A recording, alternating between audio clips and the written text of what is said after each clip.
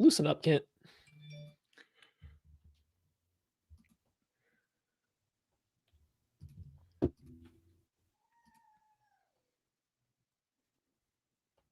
Well, it's Groundhog's Day again. Rashee Rice under investigation after another incident. And here we are, another offseason asking if the Chiefs need to make an aggressive move for a wide receiver. Let's talk about it. This is KC Sports Network, proudly presented by Emprise Bank. Welcome into a live edition of the KC Laboratory presented by Emprise Bank, member FDIC, our partners in Possible here at KC Sports Network, and a wonderful partner to have. They've been an absolute blessing here, and it's great working with them. So if you have any banking needs whatsoever, hit them up. They're the best. I am here with the best. Craig Stout, Maddie Lane. Matthew, how are we? How we doing? Doing pretty good. Just came back from the Great Wolf Lodge for a kiddo's birthday, so I've been on the road most of the day. Been a little busy. Energy levels were kind of low, but then I came in here, jumped on with you guys, and just you're right now, Kent. You're bringing the sauce, so you brought my energy levels back up, right, Craig? Oh yeah, definitely. Yeah, Kent before the show was like really hyping us up, like he was doing cartwheel. If you watched the live stream, you got to see Tucker D. Franklin. The D stands for cartwheel, doing cartwheels out there, at Holiday Distillery.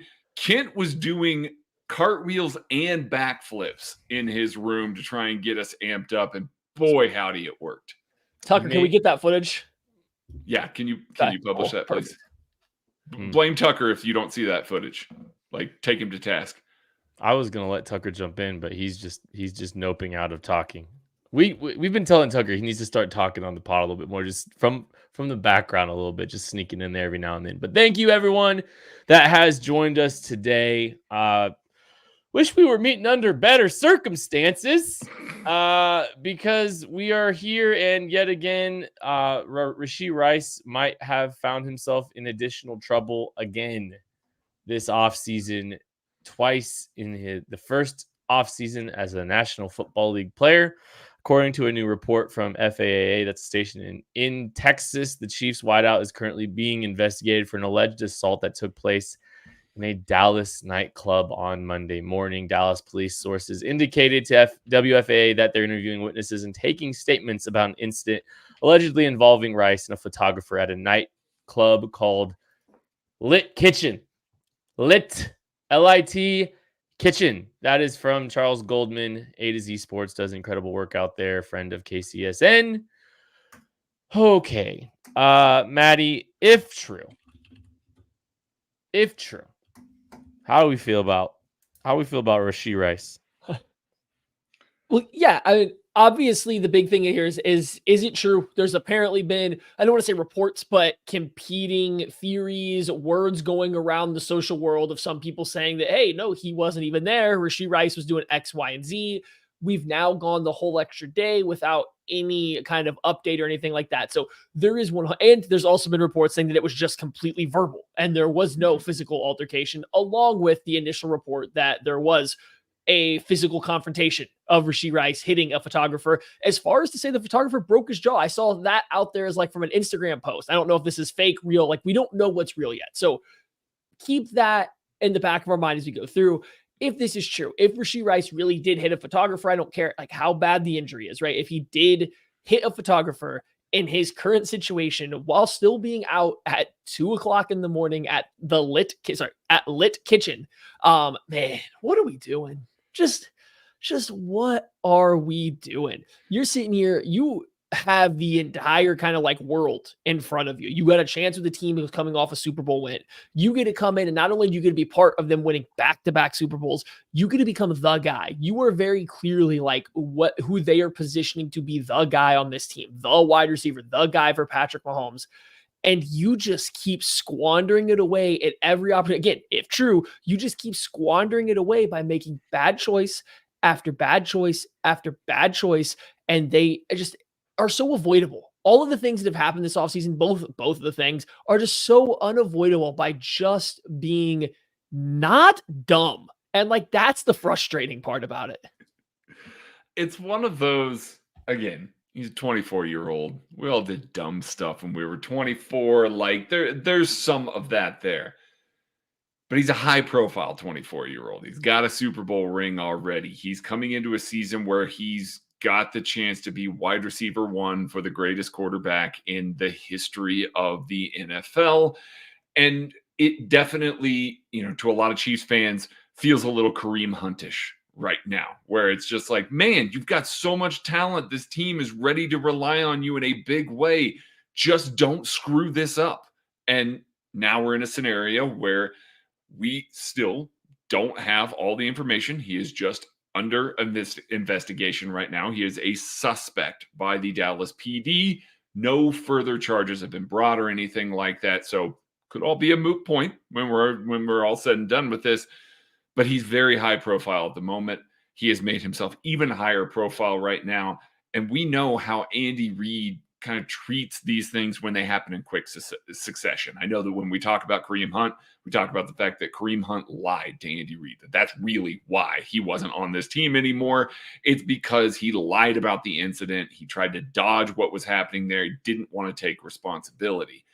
Rashee Rice right now had an incident where he was driving a Lamborghini. He wrecked the Lamborghini. He left the scene of the crime. That was obviously something that Andy Reid and the Chiefs aren't especially happy about.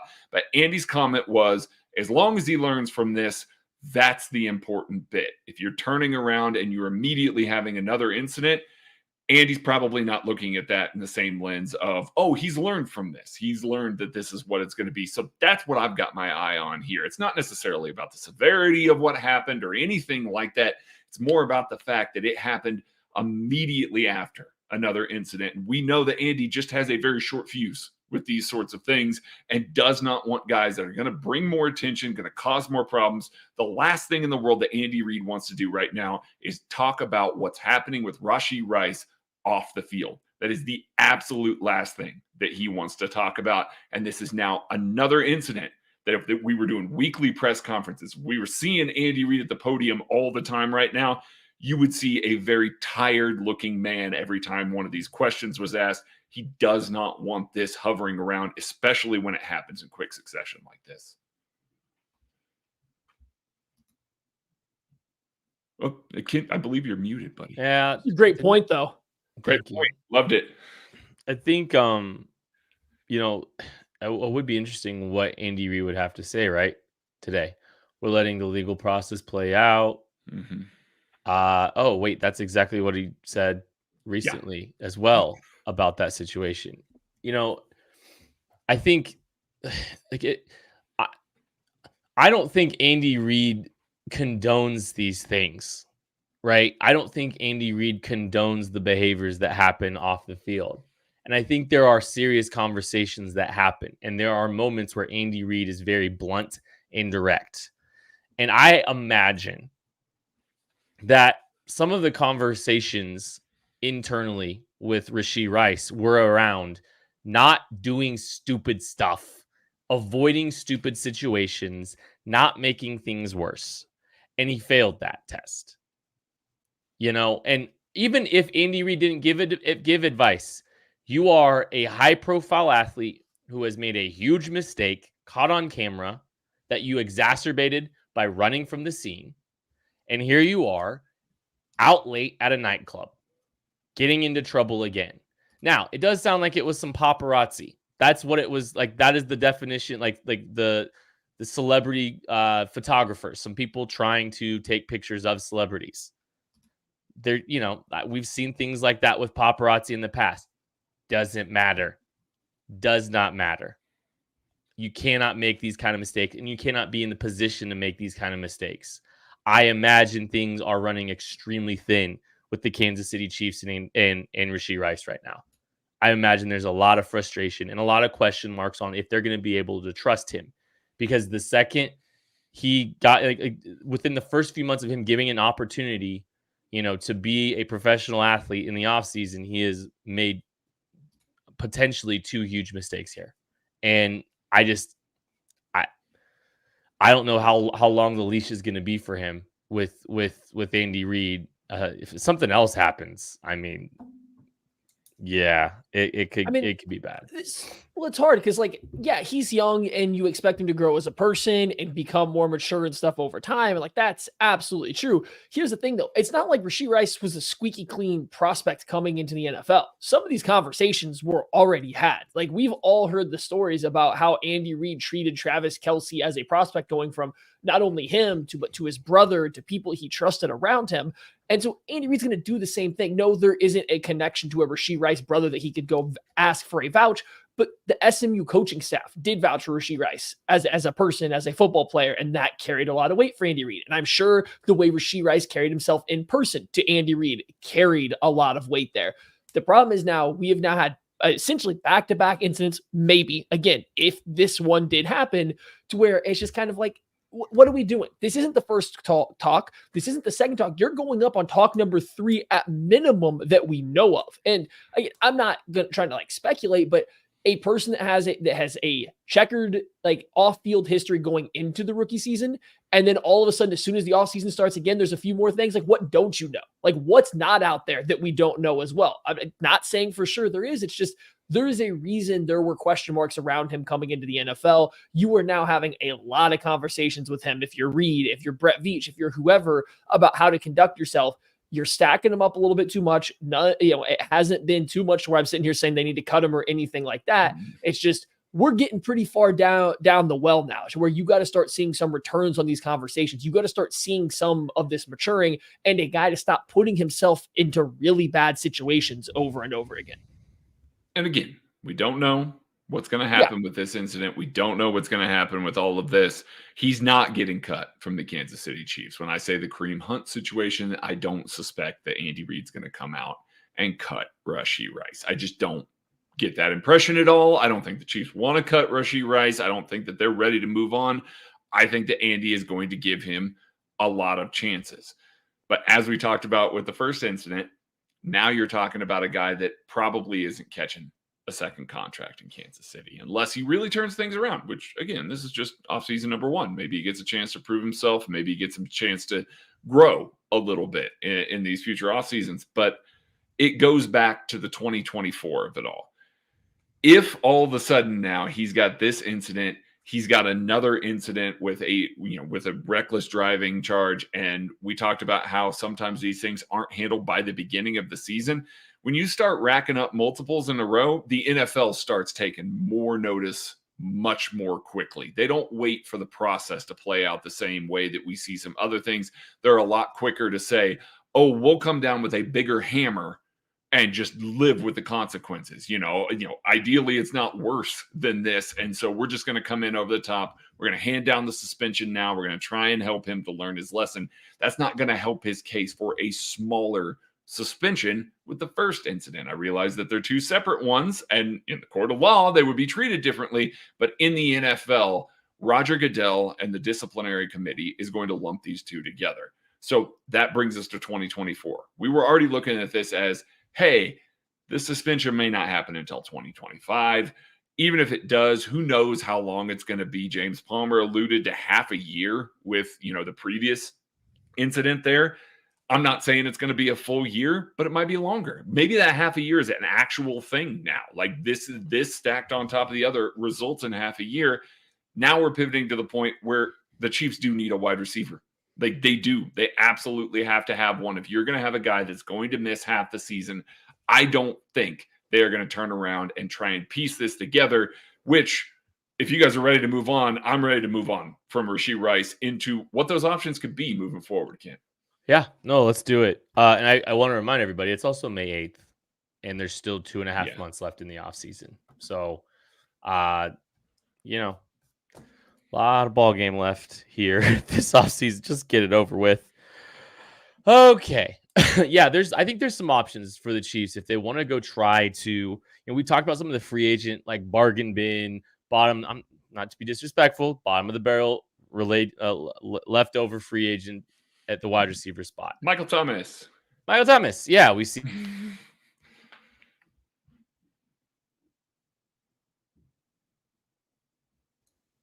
He's muted again.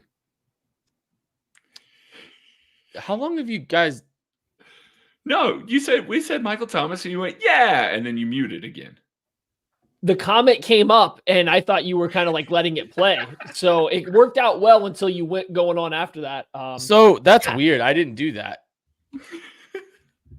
I love it. I love it. We're having I think Maddie might be muting me like he likes to do when we're we're chatting in real life. Did you hear the part where I said it? It's only. Huh? I'm more curious how I mute you in real life. I've seen it. I too.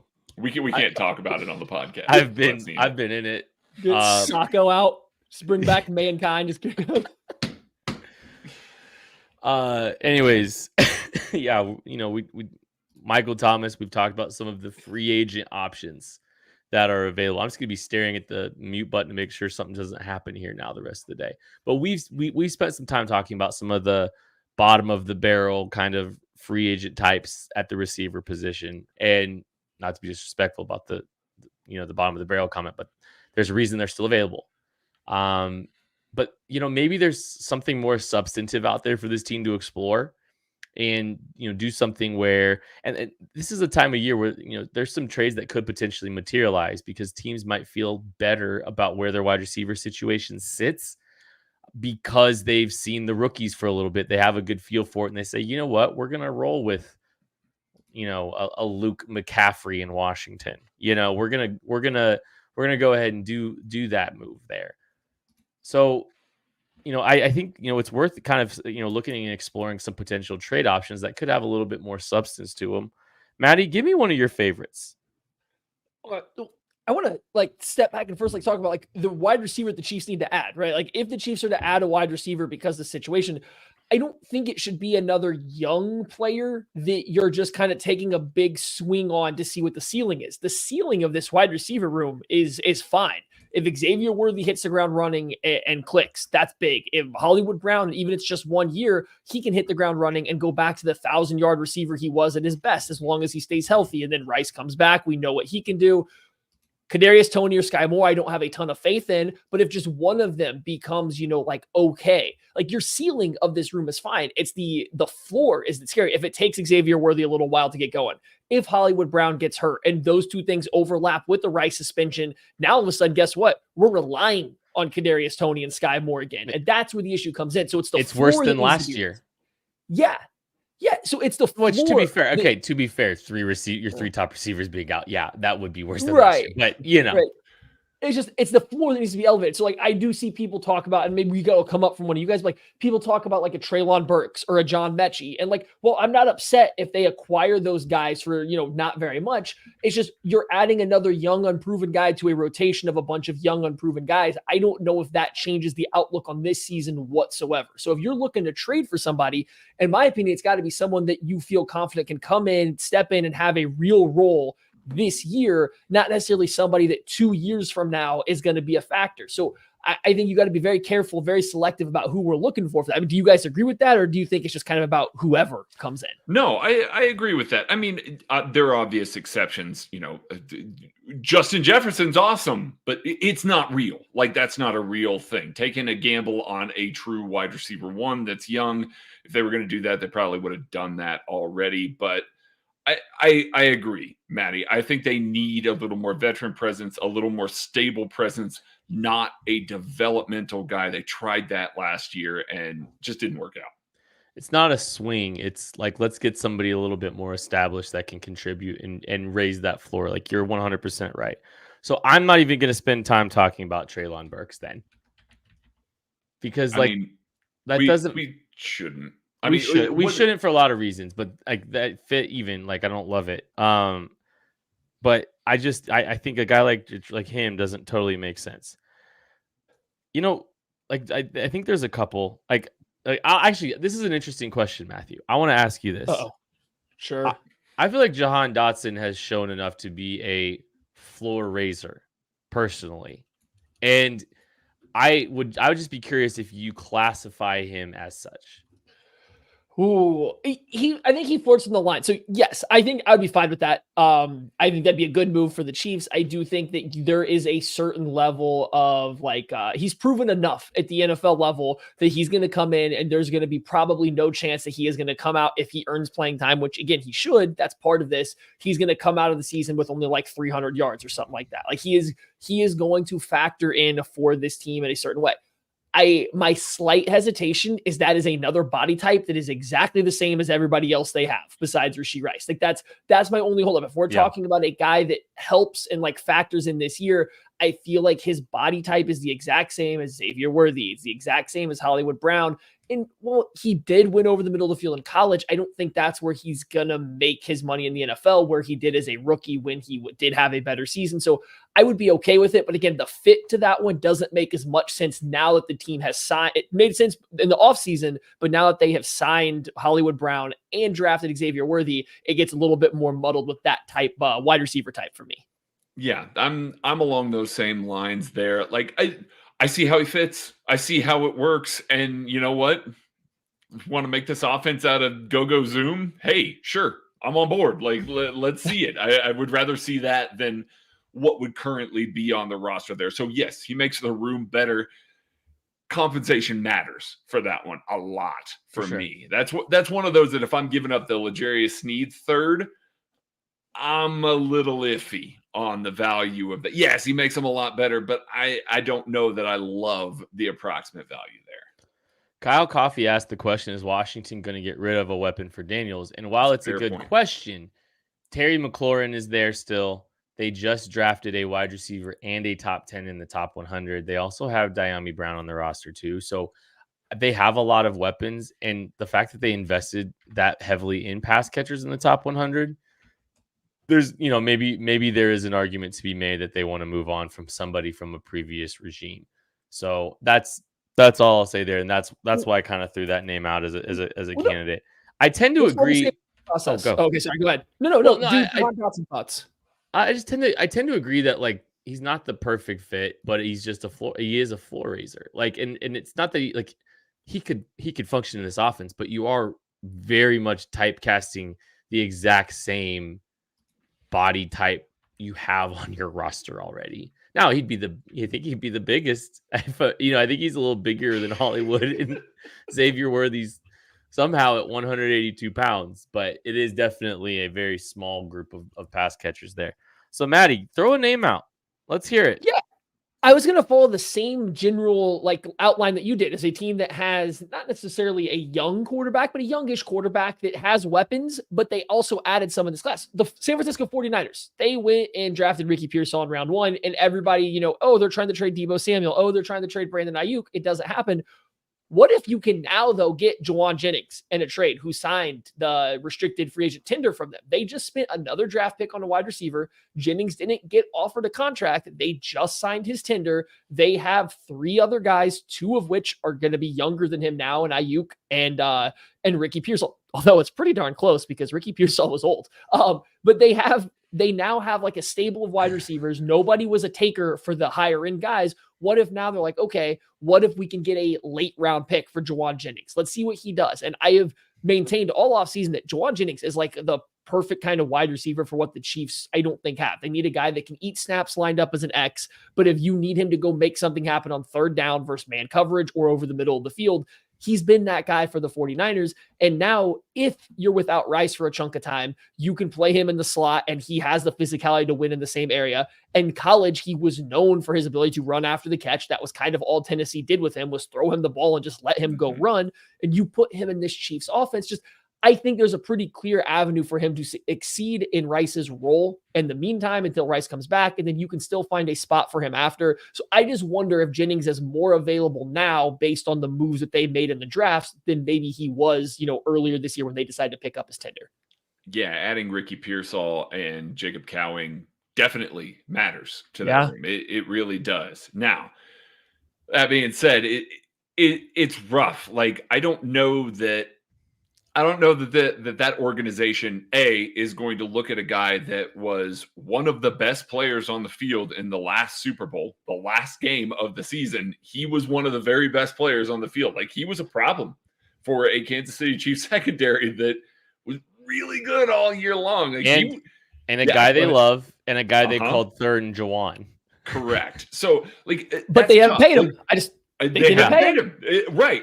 Is coming up at the end of his contract. So yes, I could see that. And they obviously drafted over him as well. So I do think that he's probably more on the table than we think he is. I don't think the 49ers want to give him to the Chiefs. Like, I don't think that they want to help the Chiefs get any better. I don't think that they want to look at this unless the Chiefs are vastly going to overpay for Jawan Jennings. Now, he's 27. So this is a move that if the Chiefs overpaid for him, I get it a little. Like, I do. I can understand that, and I can understand looking at this wide receiver room, looking at 2025 and saying, we're going to have Xavier Worthy. We're going to probably have Rashee Rice. Jawan Jennings would be a really nice third option for this offense, and we can kind of set it and forget it for a little while. I am a lot more willing to pay a little for a Jawan Jennings just because he does so much. I know his stats are what they are. They're not as good as like a Jahan Dotson, but I would be much more willing to contribute in that fashion for that style of player just because he matches so well with the other two guys on the roster for 2025. Deebo Samuel's base salary is $20 million. I think that makes that a little bit tricky for the Kansas City Chiefs. Yeah. Brandon Ayuk, I don't think the Chiefs are going to pay a receiver of that kind of magnitude. Romeo Dobbs, Jake Stack, our buddy, was already trying to offer Romeo Dobbs to us. Yeah, that would be a fun one. But I don't think the Packers would give him away. I think that ends up being your issue as well, is I don't think the Packers are in a position where they would just be like, oh, yeah, you can have him for, he's not going to factor into our team going forward, so you can have him for a discount. Whereas I think the Chiefs are probably looking more for a guy that's going to be a little bit of a discount because they don't matter to the team. All right, we're going to take a break, and we're going to talk about the receiver room as it relates to Italian food right after this. We appreciate you supporting KC Sports Network by listening to our podcast. You have helped us become the highest-ranked Chiefs podcast network in 2022 and 2023. And don't forget about our daily Substack newsletter, the best written analysis you can find on the Chiefs straight to your inbox every day. kcsn.substack.com. I'm going to save your wide receiver trade options that you have left for the end of this segment, gentlemen. I think it will finish it'll finish this segment perfectly. But it's time for the wide receiver precisional breakdown. No. Nope. Well, We appreciate you supporting KC Sports Network by listening to our podcast. You have helped us become the Thank you all for supporting KC Sports Network. We appreciate you. You're here on the KC Laboratory. We're about to break down the wide receiver position. And we will be doing it on a scale that Matthew Lane has created.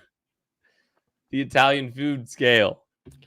Matthew, why don't you remind everybody what that is? The Kansas City local Italian food scale.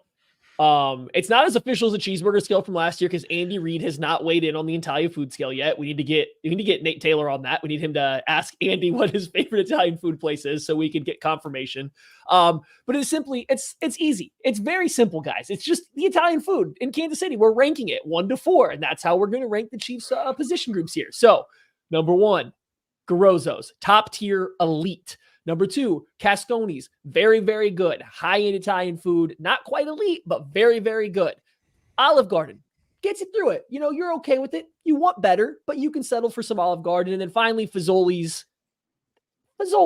okay? I think everybody understands what's going on here. And so we did quarterback and defensive tackle earlier this week, and now it's time to do wide receivers, Craig. I still can't get over the accent that Kent tried to put on there. Like, I can't. That might be worse than his Parmesan take from Monday. No, it's not. It's not worse than Parmesan take. I said it might be. It's not. I'm on a heater. My brain is broken. Well, maybe you just need some Parmesan on top of your Alfredo. No, I do not.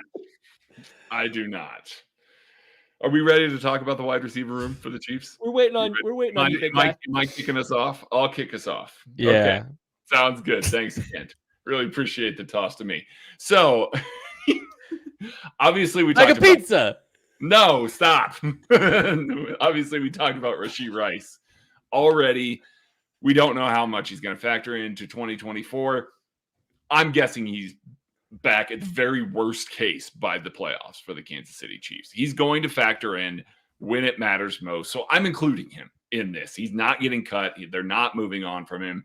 He's going to be there in the crucial moments. So between him, Hollywood Brown, Xavier Worthy, I feel really good about the first three guys. Like, I really do, enough to put it in that Cascones tier. Just barely at the very bottom of that Cascones tier. I can look at the rest of this roster. Sky Moore, Justin Watson, Kadarius Toney, Justin Ross, Cornell Powell, Montrell Washington, Jaron Hayek, Nico Remigio, and Phillip Brooks. I can look at the rest of that.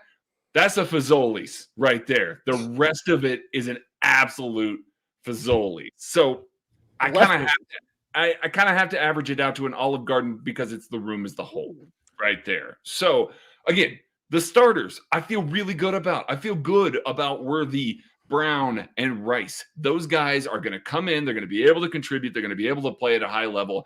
There's a much better room than the Kansas City Chiefs have probably had in the past 2 years for the front line, for the first three. I feel really good about that group of guys. It's just, if Rashee Rice misses a significant amount of time, if a Hollywood Brown gets dinged up, this room tanks in a hurry. Like, it gets real scary after those first three, which is why we've been talking about adding a wide receiver for so long this offseason.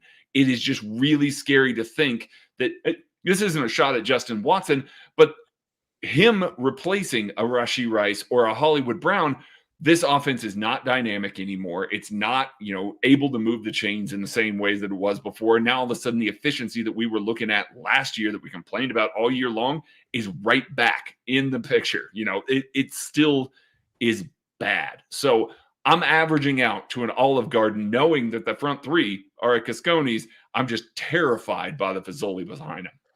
And so, for clarification, you were saying the starters, the first three receivers, would be at Cascones, which is very, very good. Not elite, but very, very good. But the depth behind it is Fazoli's and like leftover Fazoli's, because you have no faith in that being a good meal the next day. You end up at Olive Garden, which says like, yeah, it'll work, but I would definitely like this to be better.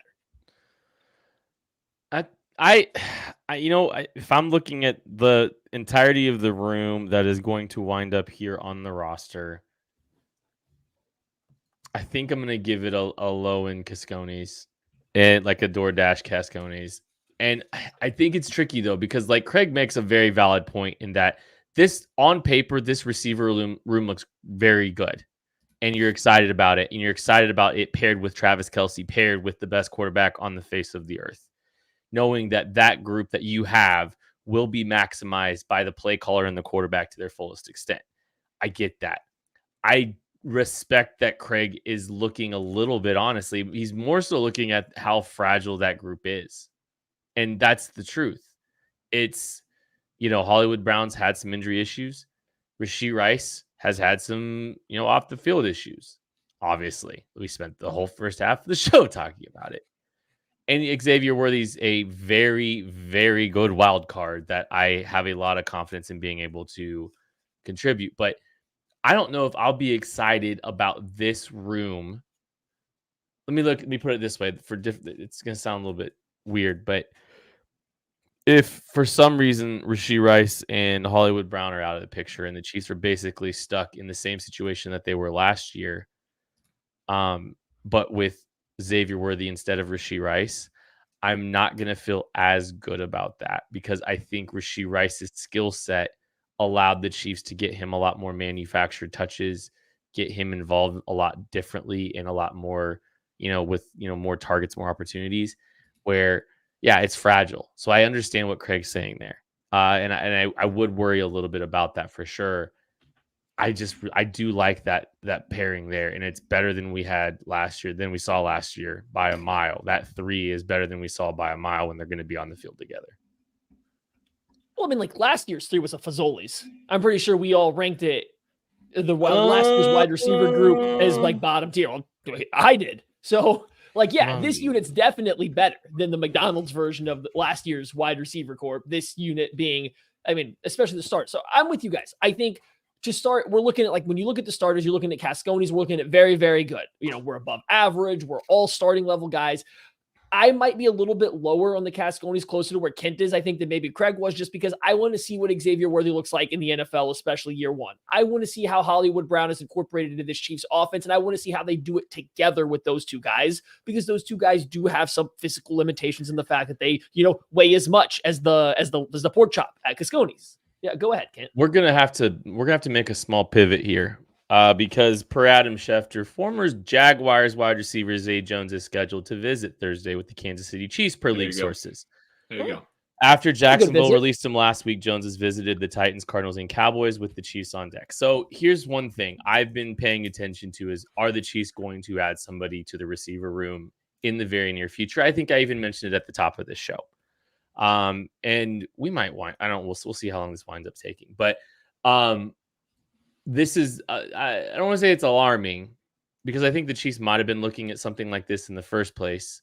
But man, does it make you feel good, you know, on the so quickly on the tail end of everything that happened? We find out, you know, yesterday, Rashee Rice is under investigation, and now they're bringing in a Zay Jones, a player who's played a lot of snaps in the National Football League the last few years. So that is a little bit interesting. Yeah, the timing of it's interesting.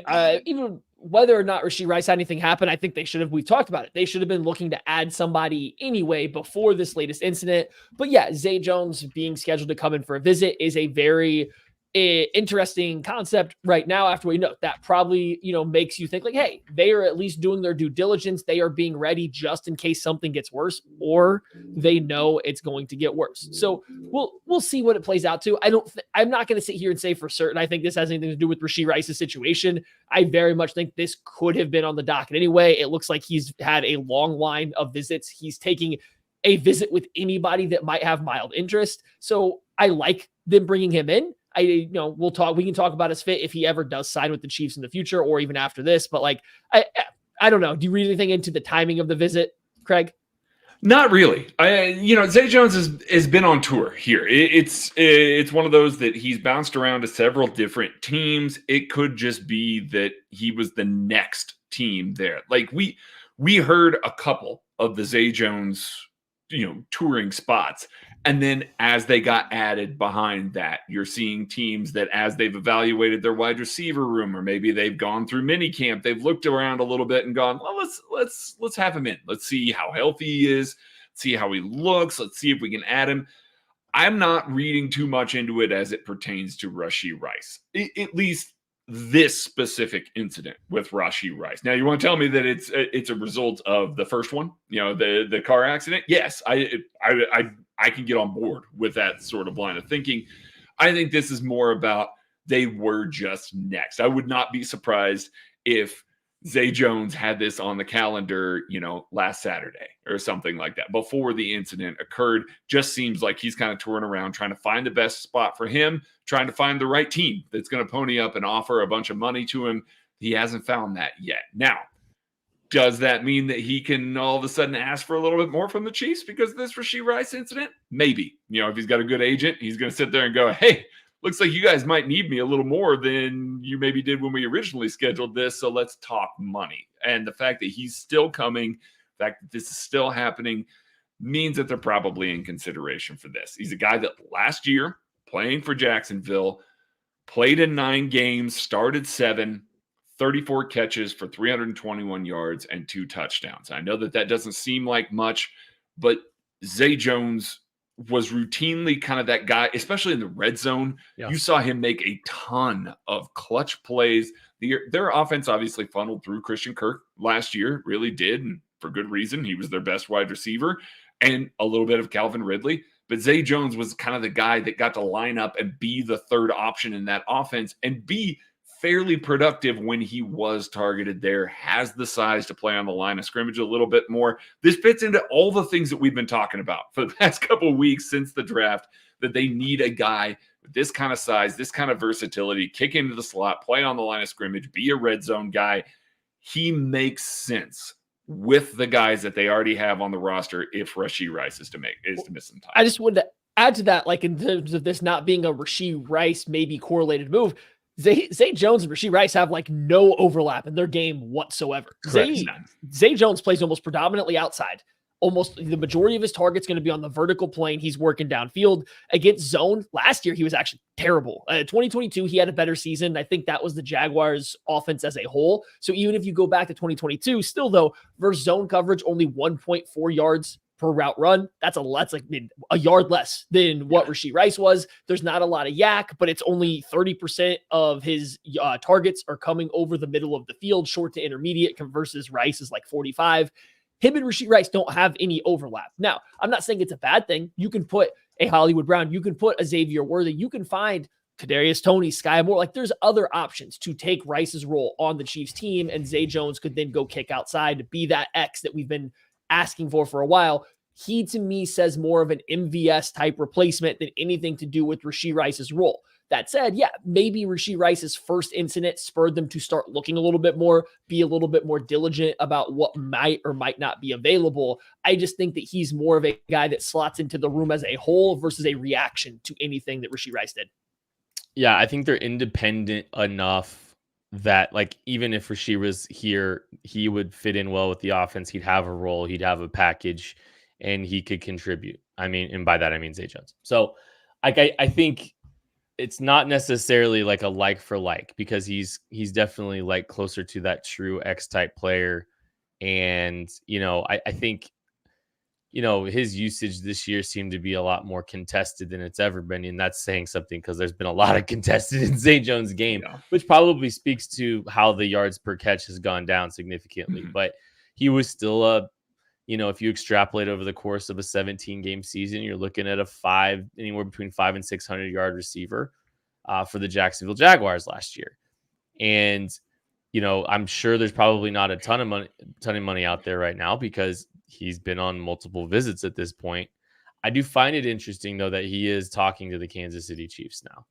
I know Craig said maybe this has just always been on the docket, but I don't know. I don't know how he would get to team number 4.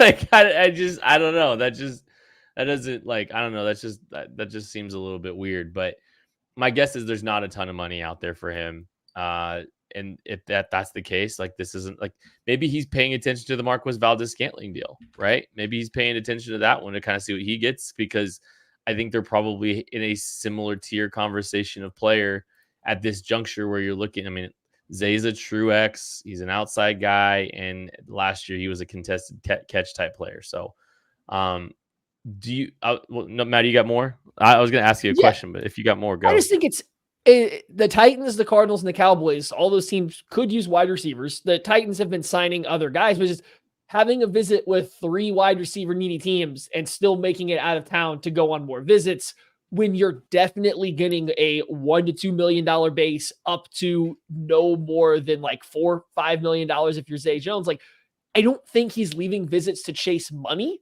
I'm just wondering why he is not signing with these very wide receiver needy teams after he takes visits. At this point, you're taking visits. It's because both sides are interested. Who's becoming not interested at the end of it? And again, I have a hard time believing that Zay Jones thinks there's a better payday out there available for him when you're seeing all these other wide receiver contracts come in. So just note to follow, especially after coming off of an injured season last year where he was missing time.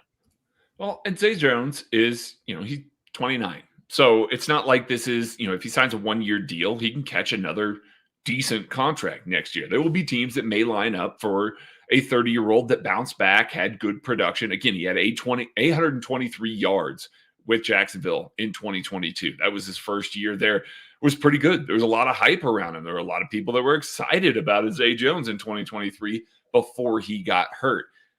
If you come play for the Kansas City Chiefs, Rashee Rice is going to miss some time. Guess what? You're not going to be really fighting anybody else on the Chiefs roster for the sorts of positions that he's going to line up. I know that Matty said there's like no overlap with him, but you're not contending for the 3rd spot with Hollywood Brown, with Xavier Worthy. You are going to get a direct path to snaps in an offense that's going to throw the ball a ton. You know, Doug Peterson, semi-familiar with Doug Peterson. It's going to be an offense that he's going to at least be familiar with. I can see a Zay Jones maybe looking at this monetarily for his age 30 and beyond season as saying, hey, all things considered, if money is roughly the same between all these teams, I do want to sign in Kansas City because my pathway to production is maybe a little bit better and my visibility is maybe a little bit better than we've seen some of these. And then conversely for the Chiefs, they might be looking at this going, oh yeah, no, we need a guy. And if he plays well, if we feel like he's going to play well, maybe we get to play a little bit in the compensatory formula next year with a Zay Jones catching a little bit of money in the free agent market.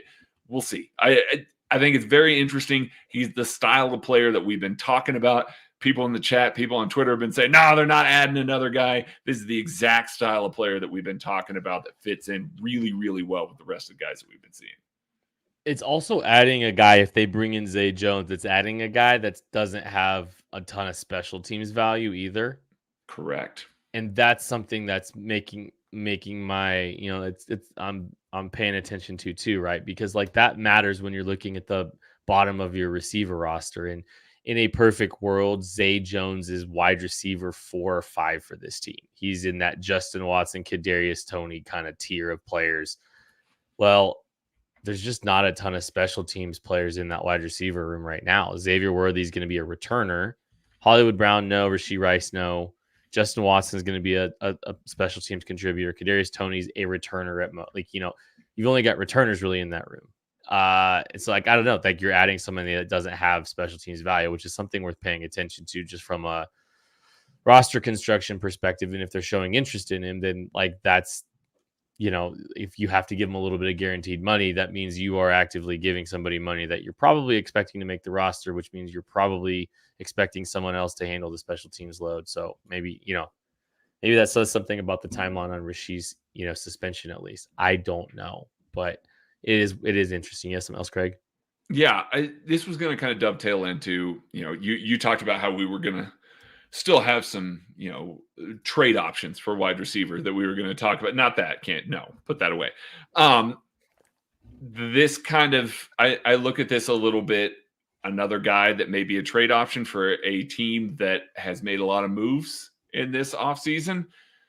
Robert Woods is only about $6.2 million against the cap and probably is going to be a dirt cheap asset. Like we're talking 5th, 6th round at the most for a guy like that. He's hurt all the time. Like, don't get me wrong. He's hurt all the time, but we're talking about now guys that we want to play for this amount of time that can line up on the line of scrimmage, that can play in the shallow to intermediate areas of the field, that are bigger bodies. We're not worried as much about separation and some of those things. Robert Woods at this stage of his career checks a lot of those boxes as well for a team that does not need a Robert Woods anymore. They're very high on John Mechie.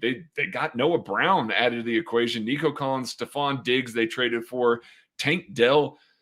Robert Woods might be wide receiver 6 for the Houston Texans right now, and he ain't playing special teams. So maybe it's a position where you can buy low on a player knowing that this is a half-year rental. Like we're talking a very, this is a break in case of emergency sort of thing.